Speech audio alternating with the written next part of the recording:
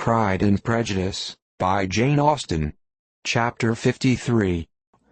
Mr. Wickham was so perfectly satisfied with this conversation that he never again distressed himself, or provoked his dear sister Elizabeth, by introducing the subject of it, and she was pleased to find that she had said enough to keep him quiet. The day of his and Lydia's departure soon came, and Mrs. Bennet was forced to submit to a separation, which, as her husband by no means entered into her scheme of their all going to Newcastle, was likely to continue at least a 12-month. "Oh, my dear Lydia," she cried, "when shall we meet again?" "Oh, Lord! I don't know. Not these 2 or 3 years, perhaps." "Write to me very often, my dear." "As often as I can. But you know married women have never much time for writing.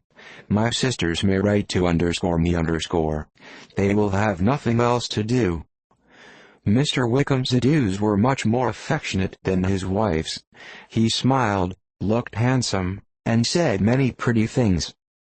"He is as fine a fellow," said Mr. Bennet, as soon as they were out of the house, "as ever I saw.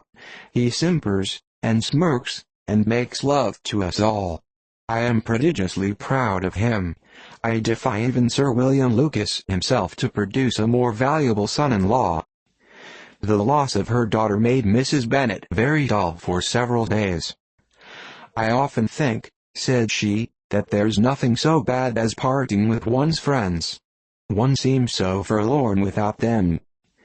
This is the consequence, you see, madam, of marrying a daughter," said Elizabeth.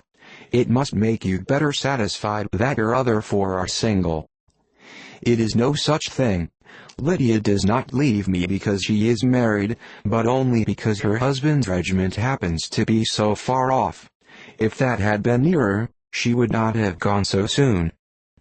But the spiritless condition which this event threw her into was shortly relieved, and her mind opened again to the agitation of hope, by an article of news which then began to be in circulation.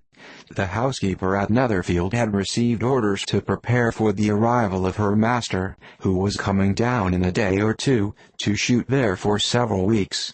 Mrs. Bennet was quite in the fidgets. She looked at Jane, and smiled and shook her head by turns. "Well, well, and so Mr. Bingley is coming down, sister," for Mrs. Phillips first brought her the news. "Well, so much the better. Not that I care about it, though. He is nothing to us, you know, and I am sure I never want to see him again. But, however, he is very welcome to come to Netherfield, if he likes it. And who knows what may happen? But that is nothing to us. You know, sister, we agreed long ago never to mention the word about it. And so, is it quite certain he is coming?"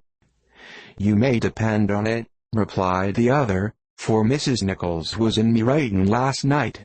I saw her passing by, and went out myself on purpose to know the truth of it, and she told me that it was certain true. He comes down on Thursday at the latest, very likely on Wednesday. She was going to the butcher's, she told me, on purpose to order in some meat on Wednesday, and she has got 3 couple of ducks just fit to be killed." Miss Bennet had not been able to hear of his coming without changing color. It was many months since she had mentioned his name to Elizabeth, but now, as soon as they were alone together, she said, "I saw you look at me today, Lizzie, when my aunt told us of the present report, and I know I appear distressed. But don't imagine it was from